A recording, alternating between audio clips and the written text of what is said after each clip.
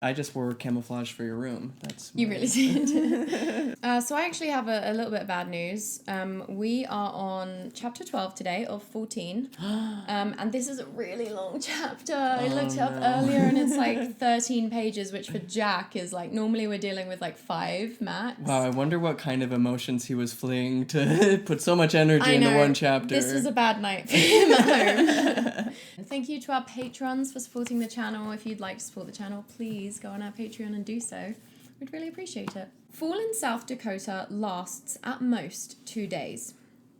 One day, the leaves are green and the days are warm. A day later, a cold front moves down from Canada to turn the leaves yellow.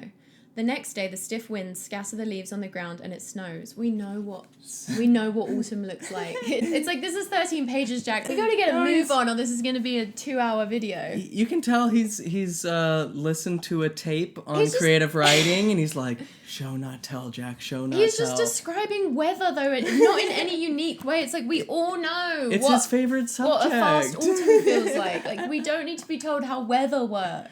I will say this about Jack's writing. He every video I've listened to about creative writing for fiction talks about make the worst thing happen. And moving to South Dakota seems like the worst thing that could happen.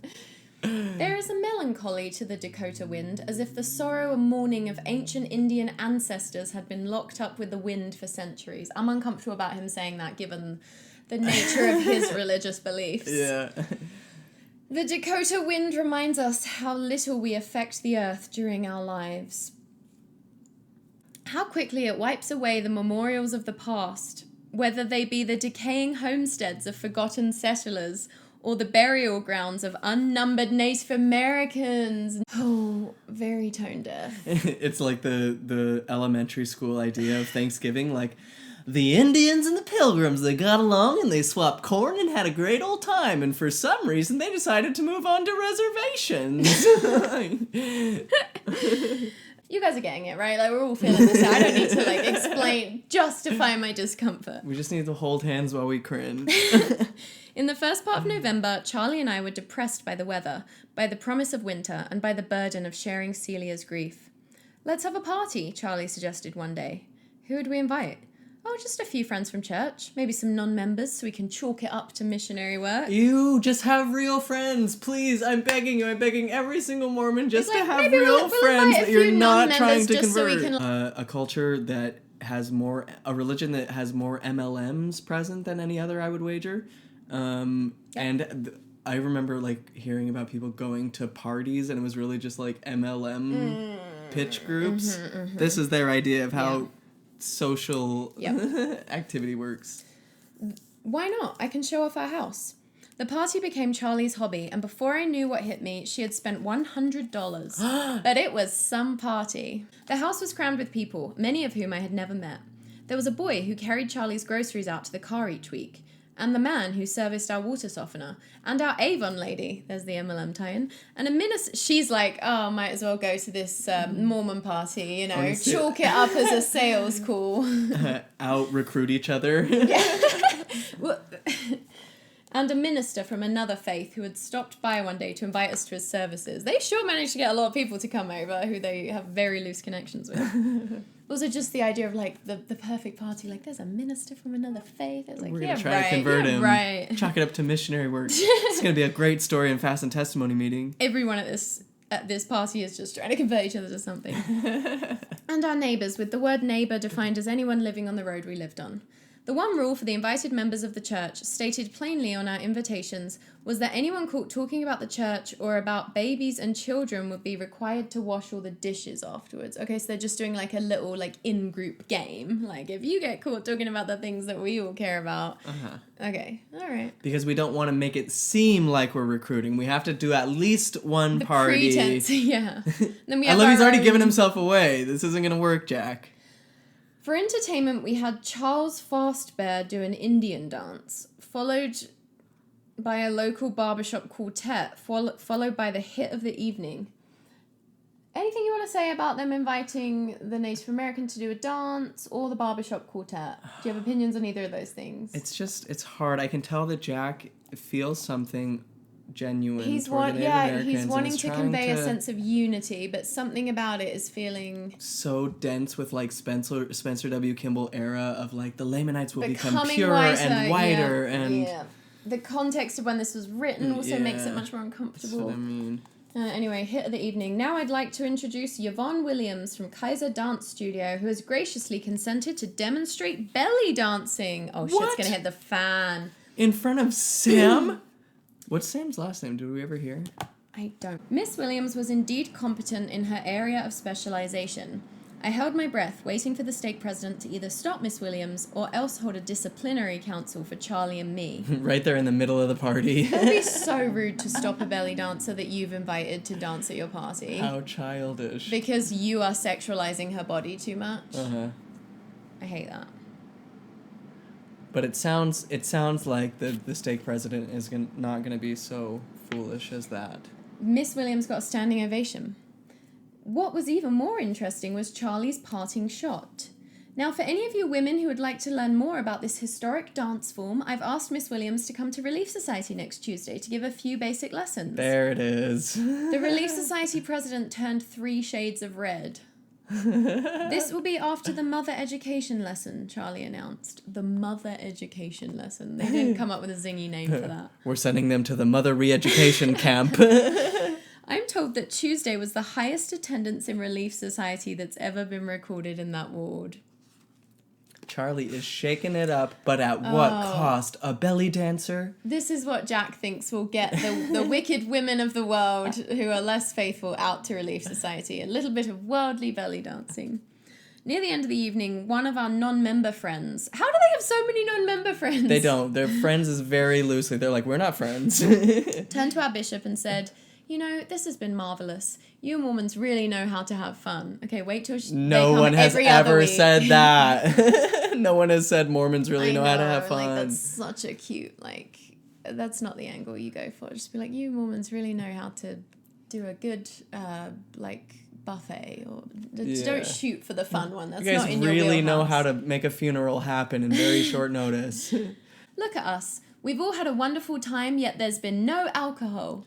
I like that. Oh, I was just about to say this is reeking of I don't need drugs or alcohol to have fun. It's like no one needs, well, I don't know, but we don't need it to have fun. It's just nice. Tell me, Bishop, is there some way my family could learn about your church? Mormon wet dream. Oh, Jack. What do you people believe in that makes you so happy? No one is...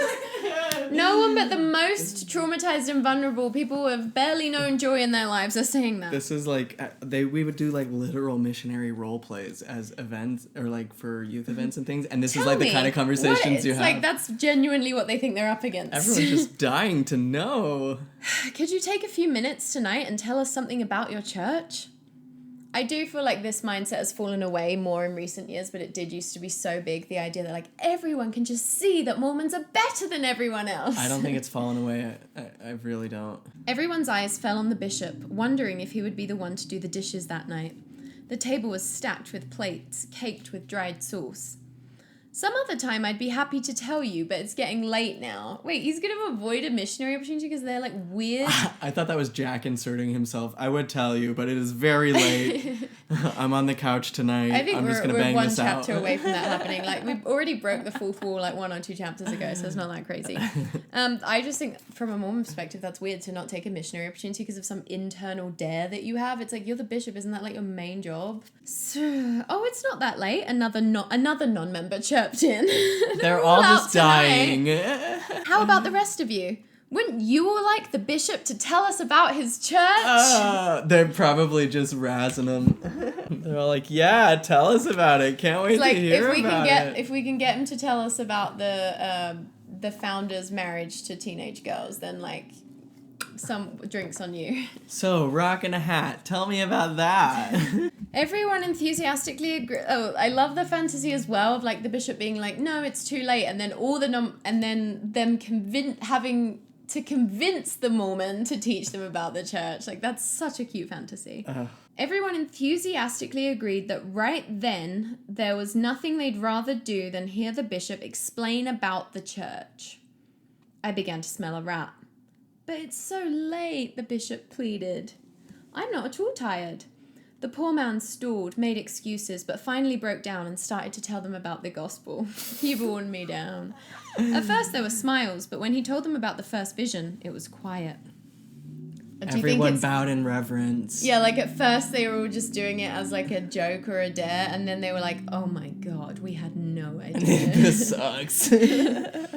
After he finished, Charly draped a dish towel around his shoulder. Of course, Charly had informed the non-members of her plot to get the bishop to do the dishes, and they had agreed to help out by asking eagerly about the church. What a dirty... As if they would be in on these games. They're like, such fun we're all having without alcohol. Little pranks. What a dirty trick to play on the bishop, I thought, as I sat and watched him do the dishes after the party. Even his wife had left him, getting a ride home with friends. Love that for you, girl. I'm not the one who talked, she said. Bishop, when you're through, just turn off the lights and shut the front door hard. Charly and I are going to bed. How many dishes are there from this party? Just mountains. We went in our bedroom and giggled behind the door as we listened to him work. Just a couple of married adults. Then, after about 5 minutes, we broke down and went in and helped him. Poor Bishop. Except for one thing. Three of the couples really did get interested in the church from that party, and 2 of them were later baptized. No! Even Miss Williams eventually ended up at BYU, and I'm told married in the temple. Poor Bishop indeed.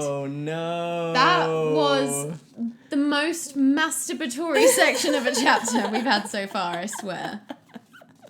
Someone sitting in Rexburg, Idaho, dreaming of a better world than the one they have. Also, 3 of the non-member couples. How many non-member couples were at this party? You've just moved there. What's this $50 check to Sister Whitehorse? I asked one evening after work. It's for a star quilt. Want to see it? We've already bought 3 from her. Why do we need another? We'll give it to my parents for Christmas next year.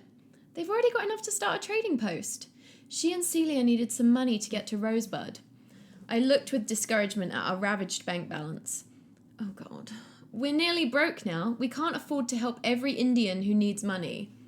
Like, if you're going to include Native American people in your book to try and, like, create this feeling of unity when you're a religion that believes in a white man's version of their history, at least don't cast them as, like, so poor that you're, like, their white savior. This like, is come on. just pure white Tone savior. it down a smidgen. A tiny little smidgen. I couldn't tell her no. Why not? Send her to the bishop. That's what we pay fast offerings for. That is not what you pay fast offerings for. It's to outsource our charity, so we don't have to do it. About 11 that night, the phone rang and Charly answered it. Yes, we'll be there as soon as we can. I woke up enough to hear Charly saying before hanging up. Who's that? I sleepily asked. Sister Whitehorse and Celia ran into a deer on their way to Rosebud. They were at a truck stop near Wall. So, can't John go out and get them? He's in North Dakota this week. I told her we'd go out and get them and take them home. Why do we always have to be the ones? I moaned. Because we're their friends. They do the same for us. But we'd never hit a deer. Not only are we wealthier and more self-reliant than the Native American people, we would also never hit a deer in South Dakota on the roads at night. The deer fear us. The deer are blinded by the light in our eyes long before the car gets there. It was midnight before we reached them. There was Sister Whitehorse, Celia, and a nephew about 7 years old. I drove as fast as I could on the way home, but he'd never hit a deer, hoping to get at least a few hours sleep before I had to go to work. Perhaps I was going a little too fast. Halfway through one of the small towns, we were pulled over by a local policeman. Having a night out on the town, hey, he said, shining his light into the car. It's like a 7-year-old in there. Having a night out on the town, hey. What? Where'd you find them? He asked, pointing his light in Celia's face. In a bar? What? Is this just cop racism? What's going on? Their car broke down and they called us to come and pick them up and drive them back home. I bet, he sneered. I felt my stomach knot up with outrage. Did you know you were going 40 miles an hour in a 30-mile-an-hour zone? I'm sorry. Give me the ticket and let's get it over with. Not so fast. Get out of the car, all of you. I'm going to check for opened liquor bottles. I just looked at him. You heard me. Get out of the car. We all climbed out and he shone his flashlight over the floorboards and looked under the seats and in the glove compartment. Sam, you do not have to consent to a search. Seriously. Okay? You can say, I do not consent, and then wait it out. I haven't had anything to drink, I told him. As if they wouldn't just breathalyze him. They're immediately like, we're looking for liquor bottles. We're looking for drugs hidden in the seams of your car. This isn't... Because there's Native American people in the back, apparently. Like, that feels like it's a part of it based on the writing. Okay. Also, it's like, that's a law in Utah, but not necessarily other places. That you can't have, like, empty liquor bottles in your car. Yeah. Okay, then, all I need you to do is walk from here to there in a straight line. I couldn't believe this was happening. Come on, Sam, you can do it, Charly encouraged. Of course I can do it, but why should he ask me? I'm a white man. It's just because we've got Indians in the car. I love how this, again, just Jack casting himself as so woke. Well, I am proud to hear that he's probably a massive supporter of the Black Lives Matter movement, like given what we're reading, given the awareness we're seeing between these pages. I bet Jack is like on the front lights of the racial struggle. I walked over to the cop. Well, not bad. May I look in your trunk? I opened the trunk. Well, you must have thrown it out when you saw me coming. He gave me the ticket for speeding. Can I go now? Sure, just one thing, off the record. Why do you have the Indians in your car? Why are we talking about people as if they're not there in such a condescending tone? There's a 7-year-old there. What's your problem? When we got home, it was 1:30 and I could have slept the rest of the night, but I was so steamed up that I couldn't sleep much at all. It really feels like the author's trying to cast themselves as very woke, but then they're also kind of revealing their limitations of their own awareness of what issues actually look like. They can, again, it's kind of this, they can only imagine this like over-the-top cartoon villain style of racism. Yes. They can't see their own racism that is between the lines in all of these pages. Yes. When we got home, it was The next day after work, Charly told me that she had phoned all her high school friends who are now in business in New York and asked them to carry some Indian crafts in their stores. 4 of them agreed, she exclaimed proudly. We can help Sister Whitehorse become more independent.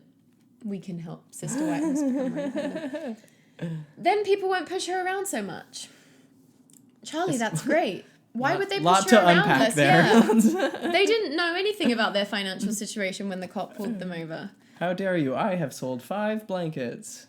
Aren't you going to ask me how much the phone calls cost? I paused. How many friends did you have in high school that are now in business? 23, she said demurely. Oh, this is back when phone calls cost money. Cute. Sam, Charly asked on the phone one Tuesday near the end of November. Can you come over to church? There's a man asking for a handout and we're in the middle of Relief Society. We need the priesthood here. Why are we doing this weird, this whole book has been about self-reliance and now you're doing a white savior thing with Native American people and now there's a guy at church asking for handouts. Like, clearly this is a big theme on Jack's mind while he was writing this, which makes sense because what was being taught during that time? Self-sustenance, racism. This is basically just that. I told one of the other programmers that I'd be out for a while and then I drove to the church. The man, an Indian, had been drinking.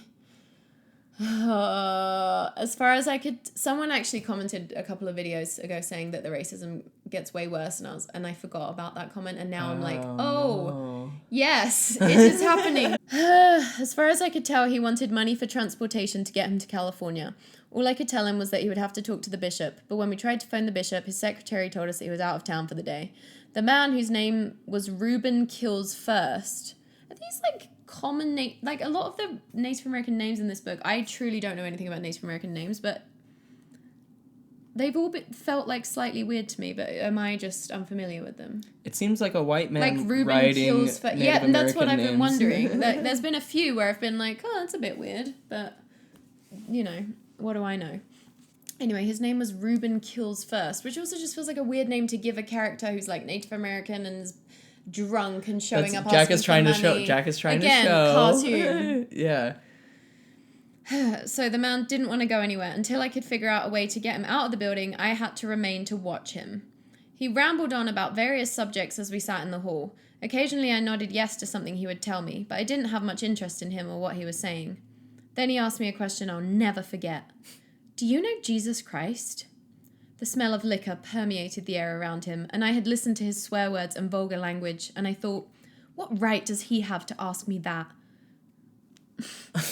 But with what I thought was great patience, I answered, oh God, I can't read it. In this church, we know more about Jesus Christ than any other church in the world. That's not what I want to know. We know he is white, has blue eyes. That's not what I want to know. Do you know Jesus Christ? I remembered the Christians I had met on my mission who used that question as a weapon against the Mormons, implying that all was needed was one decision, and then everything else, including baptism, was unnecessary. This is Jack's moment to just kind of like diss on other Christians for a moment. Well, it's just such a strong persecution I know. complex.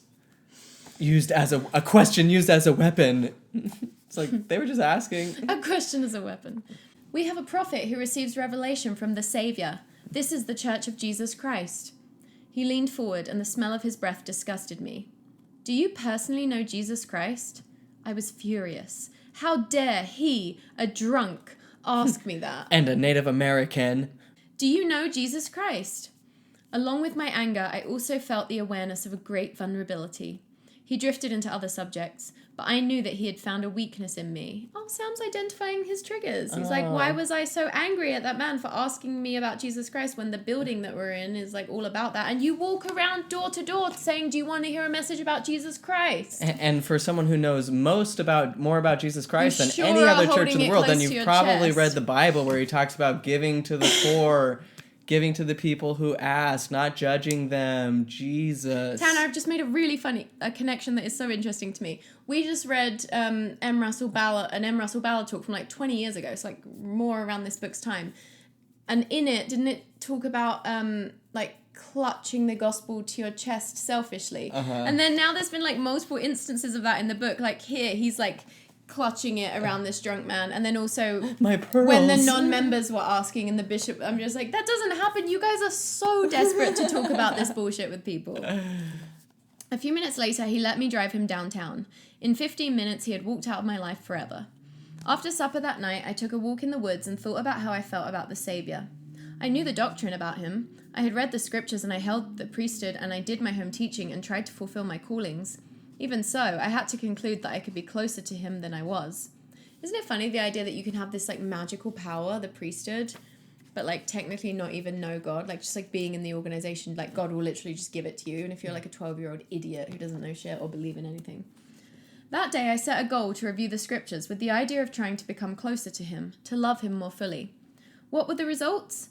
No change in doctrine, no decrease in my honor of the prophet, but my love for Jesus increased, and I began to see him as a man who could be reached and loved and cherished. Okay, this is blowing me away. He felt like he had to justify studying Jesus. He was like, no decrease in my honor of the prophet, but my love for Jesus increased. And then Mormons try and claim that they're all about Jesus and it's not about the prophet. The 80s were a different time. This is like Bruce R. McConkie. I remember reading him talking about how apostates often emphasize a relationship with Jesus, and they we do. feel like they have a direct connection, and what they need to focus is on following the prophet.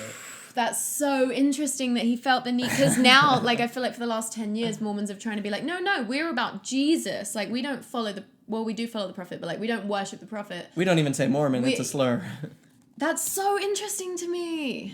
I'm so dying to hear people's reactions to this. The idea of performing my love for Jesus increased, and I began to see him as a man who could be reached and loved and cherished. Gay. I knew you were going to say that. The idea of performing a calling because of duty decreased, and I could see that a calling is an opportunity to serve the Savior. One particular passage in my reading puzzled me, the raising of Lazarus. The Savior knew several days in advance that Lazarus was sick and that he was going to die, and that he would raise him from the dead. He understood that from the beginning, Lazarus' death at that time was to last only 4 days.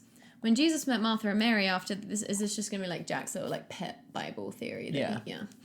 When Jesus met Martha and Mary after they'd buried Lazarus, they reproached him for not being there when Lazarus was sick. As they walked to the tomb where they'd laid him, the scriptures say that Jesus wept. Why? Why did he weep when he knew that Lazarus would come to life in 5 minutes? Why did he weep when he knew that in a few minutes Mary and Martha would be happier than at any other time? Why did he weep when he knew that their sorrow was only a breeding ground for their approaching joy? Why did he weep? And then we're moving on to a new scene. Oh, not even going to tell us? Maybe it's going to be in the coming pages. I'm sure this is going to get this feels like a theme. Christmas that year was the best one for us because we had Adam. He was only 6 months old and wasn't even walking yet, but he smiled. Where was the baby when they went and picked up like Celia and her nephew? Just along just chilling at home. He's like, God, thank God I can breathe. They left him in the garden, little Adam. Don't talk to snakes. He was only 6 months old and wasn't even walking yet, but he smiled. I would go to any lengths to get him to smile, and Charly said she only hoped nobody watched me as I made faces to make him laugh. So far, this is the kindest thing he said about anybody in the book. I know, that's the sweetest thing he said so far, is that I would go to any lengths to get him to smile. I had received a Christmas bonus from the company and used it selfishly for the thing that would give me the most joy. I bought presents for Adam. A baseball glove, an electric train, a giant panda bear stuffed doll, 10 little books with pictures of animals, and a wind-up musical Ferris wheel. He's 6 months old. The Ferris wheel. A mitt? You're not going to play catch with a 6-month? Oh, yeah. I was even thinking that maybe he's like, I'll buy it now and he can have it, and then when he's old, whatever. Who did you get the train for? Charly asked on Christmas Eve as I played train after setting it up around our Christmas tree. It was a wonderful Christmas. It was for him. He bought something for himself. You can just buy yourself a train. You don't have to say it's for Adam. You deserve a train. Sam can have a train as a treat. Sam can have a little train. Sam, I'd like to get away with you on a little trip, Charly purred in my ear one night in March. I wonder how they're managing to keep the magic alive. I would love to know. Maybe that's why it's all getting poured into the Relief Society. I think she needs the electric train as much as he does. Uh-huh. Oh yeah? I asked, perking up. Where would you like to go? Does it matter to you? No, I guess not, as long as we're alone. Wonderful, she said, heading for the phone. Who are you calling? Sister Whitehorse, to tell her we can take her to the reservation in Pine Ridge on Friday night. Sister Whitehorse? How did she get into this conversation? She's got sores all over her hands, so she can't do any beadwork. The doctors at the Indian Health Center have been giving her medicine for 3 months, but it hasn't done much good.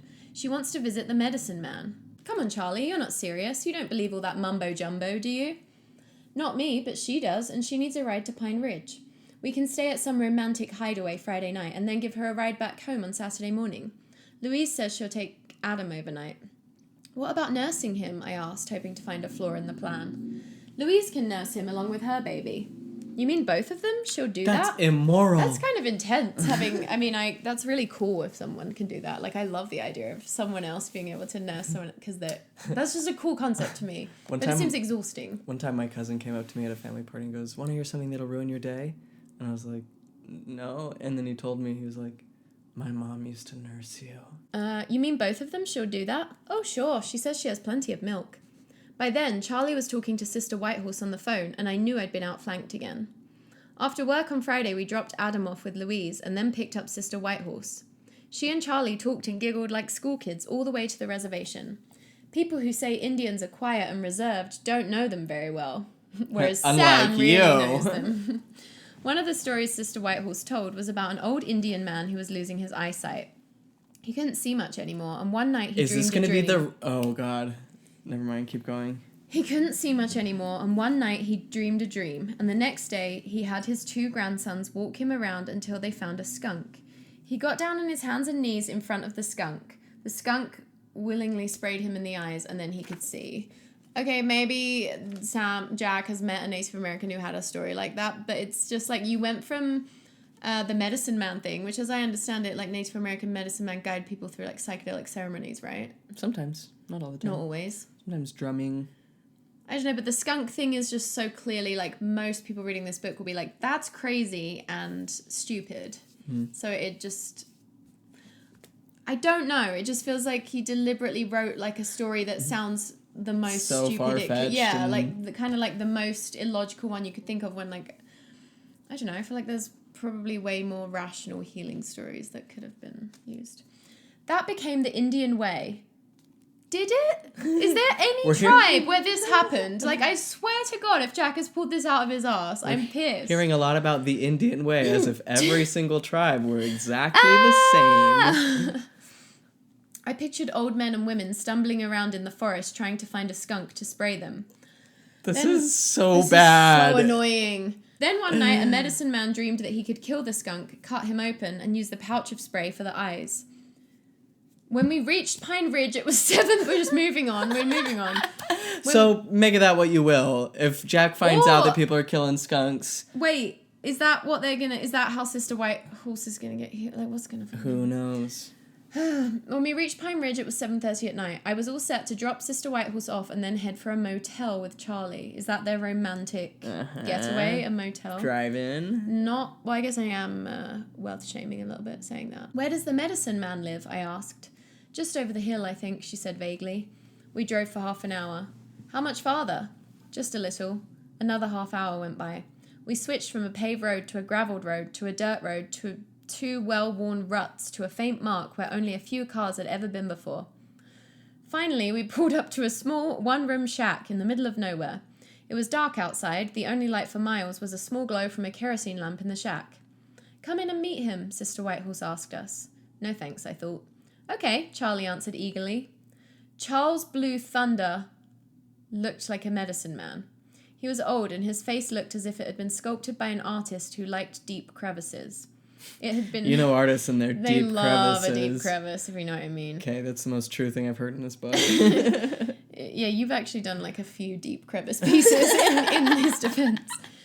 It had been carved by at least 60 years of being in the Dakota wind. Even so, in his little shack, there was a nobility about him. Stop calling his house a shack. He examined Sister Whitehorse's hands, then went to a shelf and gave her a canning jar of cloudy water. He told her in Dakota language, she told us later, to wash her hands with the water twice a day and to pray each day and to walk outside early in the morning before the sun was up. I wasn't impressed. But his little, like, oil in a jar thing is way more sensible. Don't you know? You're supposed to use a magic oil potion on the head and you say the right incantation. Yeah. But only I can do it because I have penis. Oh my god, yes. There's only this much left. What's in the jars? I asked. Roots from Canada. I boil them and then grind them up. They come from a lake there. How did you come across this cure? In my dreams, he said. You bet, I thought. Well, Charlie, we'd better get back to town now. No, stay, Charles pleaded. My daughter has made food. We really can't, I said, anxious to find a motel. But Charlie was entranced with him. Charlie seems cool and up for anything, and I hope she has an eat, pray, love moment at some point and gets away from this marriage. Oh no, she's going to die. That's not going to happen. Damn it. Sam, we really haven't had supper yet. We ate soup made from corn and potatoes and jerky and wild turnips. While we ate, he told Charlie how to find wild turnips. For dessert, we had fry bread and, I don't know how to say anything, wohape, and Indian pudding. You like it, he said, smiling as I finished my third piece of fry bread. Yes, very much. Sister Whitehorse laughed at the sight of me eating so eagerly. We Indians really know how to cook. We can make a lot of money showing the whites our recipes, but we keep our cooking to ourselves. Do you think that line, am I overthinking it, comes from white people being like, they could sell their food and then they wouldn't have to be so poor, but we don't want to do that. Like, I don't know. I'm being a conspiracy theorist. I'd say your worst interpretations are probably they're based on the rest of the info he's given us in the book, so I feel like it isn't that outlandish. I yawned. It was now 9:30. Well, now we really have to go. Sister Whitehorse will pick you up in the morning. You stay here tonight, Charles offered. Oh no, I objected, set on being alone with Charlie for one whole night without Adam disturbing us. Sam, how are we going to find our way back to Pine Ridge in the dark? We'll manage, I bluffed. And if we do, how will we ever make it back out here tomorrow morning? I thought about all the turns we had made to get here. She had me again. Sadly, I shrugged my